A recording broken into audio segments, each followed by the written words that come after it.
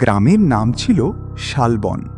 চারদিকে ঘন জঙ্গল, পুরনো বটগাছ আর ভাঙাচোরা মন্দিরে ভরা এক রহস্যময় জায়গা। সন্ধ্যা নামলেই গ্রামের মানুষ দরজা জানালা বন্ধ করে দিত, কারণ সবাই জানত এই গ্রামের রাত মানেই অজানা আতঙ্ক। এই গ্রামেই নতুন এসেছিল অরিন্দম। শহরের ছেলে, এসব কুসংস্কারে তার বিশ্বাস ছিল না। গ্রামের লোকজন তাকে বারবার সাবধান করেছিল, রাত 12টার পর বাইরে বেরোবেন না, কেউ ডাকলেও সাড়া দেবেন না। অরিন্দম হেসে উড়িয়ে দিয়েছিল। তার কাছে এগুলো সবই ছিল ভয় দেখানোর গল্প। একদিন পূর্ণিমার রাত, চারদিকে অদ্ভুত নীরবতা, বাতাস পর্যন্ত যেন থেমে গেছে। অরিন্দম ঘুমোতে যাচ্ছিল, হঠাৎ সে শুনতে পেল, অরিন্দম, অরিন্দম। সে চমকে উঠল। কণ্ঠটা খুব পরিচিত, যেন তার মায়ের গলা। সে দরজা খুলে বাইরে তাকালো। চারপাশে কেউ নেই, শুধু দূরে বটগাছটার নিচে একটা সাদা ছায়া দাঁড়িয়ে।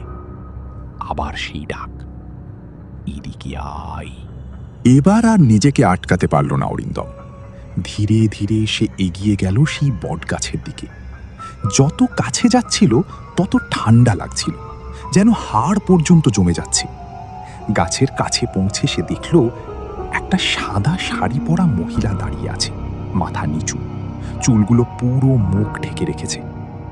অরিন্দম জিজ্ঞেস করল, কে কে আপনি? মহিলা ধীরে ধীরে মাথা তুলল, আর সেই মুহূর্তেই অরিন্দমের শরীর জমে গেল।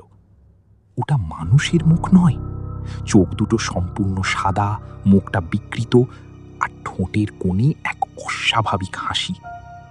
মহিলা ফিস ফিস করে বলল, আমি তোকে অনেক দিন ধরে অপেক্ষা করছি।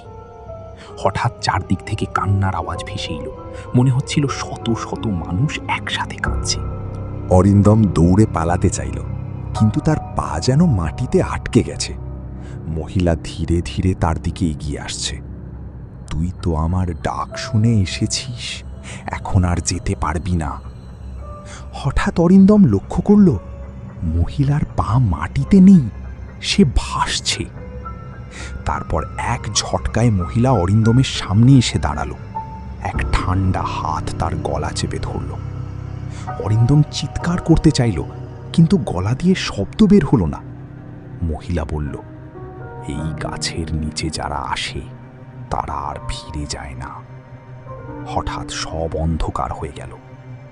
পরদিন সকালে গ্রামের মানুষ বটগাছের নিচে অরিন্দমকে অচেতন অবস্থায় পেল। তার চোখ দুটো ভয়ে স্থির, মুখে আতঙ্কের ছাপ। সে বেঁচে ছিল, কিন্তু কথা বলতে পারছিল না। কিছুদিন পর সে শুধু একটা কথাই বলতে শুরু করলো, ও ডাকছে, আবার ডাকছে।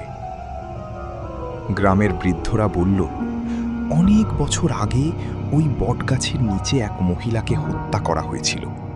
সে এখনো রাতে মানুষ ডেকে নিয়ে যায়। আর সবচেয়ে ভয়ঙ্কর ব্যাপার হলো, সে কখনো অপরিচিত গলায় ডাকে না, ডাকে সেই মানুষটার প্রিয়জনের কণ্ঠে। আজও নাকি পূর্ণিমার রাতে কেউ যদি শালবনে যায়, তাহলে দূর থেকে শোনা যায়, এদিকে আয়। আর যে একবার সেই ডাকে সাড়া দেয়, সে আর কোনোদিন স্বাভাবিক জীবনে ফিরতে পারে না।